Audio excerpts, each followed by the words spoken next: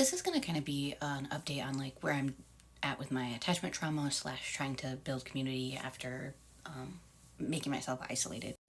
So I've known for a while that I want to have more relationships because I have not been good at prioritizing building a social support network for myself. I think I kind of default to being avoidant in like the attachment sense towards most people. But then once I form a friendship or other relationship that has closeness to it, I tend to flip more anxious.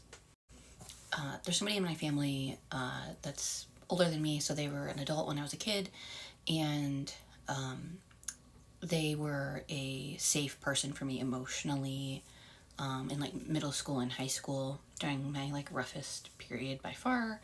And I have not remained close to them in the sense that like I don't communicate with them very frequently, but they have always felt like a safe person to me periodically. And today we had like a family thing, and this person came and ended up sitting near them and kind of ended up away from most other people. And so for like a good like 2 hours we basically were just in conversation with each other, and things got vulnerable at times. Like this is something I did intentionally because I've been trying to look for places where I can be more authentic to, or like more vulnerable in spaces that feel safe, and this is a safe person. And yeah, so I kind of intentionally let the conversation go to a vulnerable place, and like 99% of it was great. And so what I wish I could say is that like this was a hard thing I wanted to do. I did it. It went really quite well. So I feel great and I feel proud of myself. But that's not really my reality. In reality, part of me feels validated, and I am glad that I got vulnerable and had these conversations.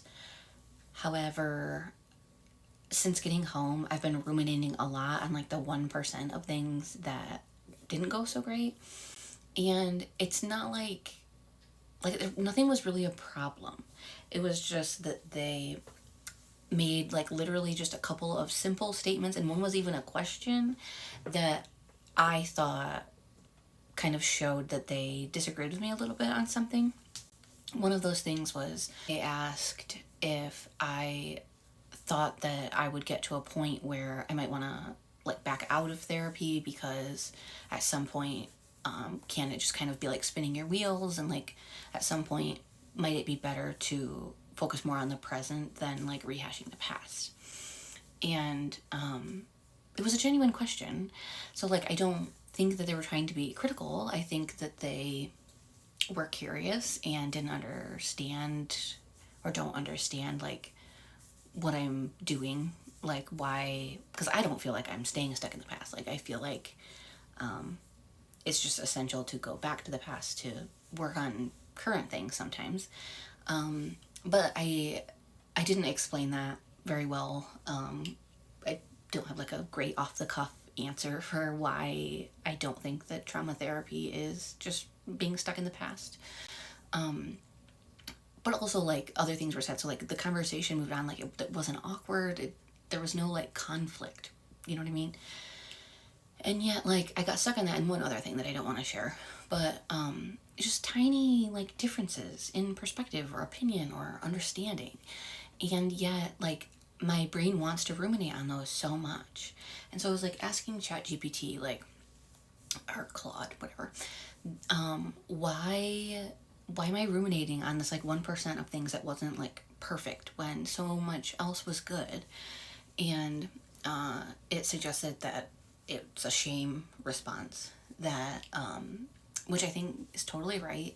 I think like I don't like feel flooded with shame, but I think what my brain is trying to do is go like, oh, you're not safe because this person that you want to be in connection with disagreed with you a little bit here, and if we disagree or we're not fully on the same page about something, then the connection is at risk, or maybe even were at risk.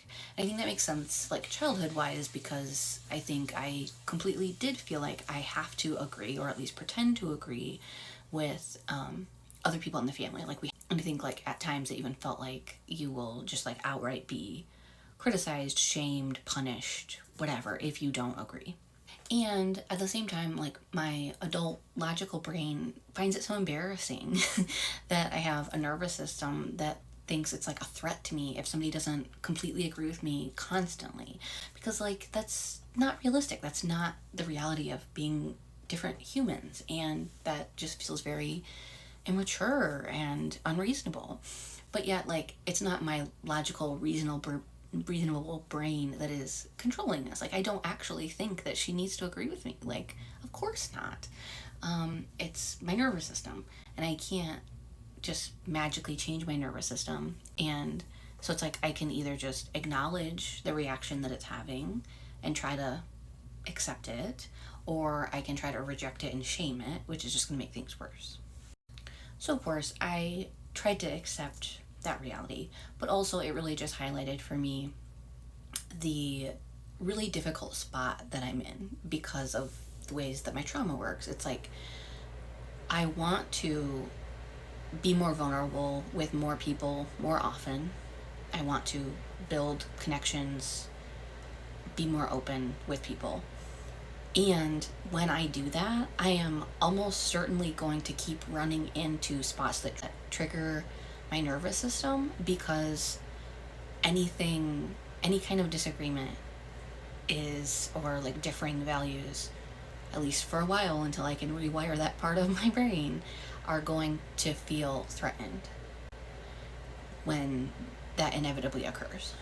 And so that's going to make this journey of trying to keep building relationships be really challenging. Like, it's not going to be fun for the most part. And that sucks because, like, I don't know, it would just be really nice if doing this really hard work and pushing towards this thing I want just felt good. And I don't know, instead, the reality is that it's hard because I have to go through these triggers and try to accept them and feel my feelings and all of that. I think it'll be worth it. But it sucks.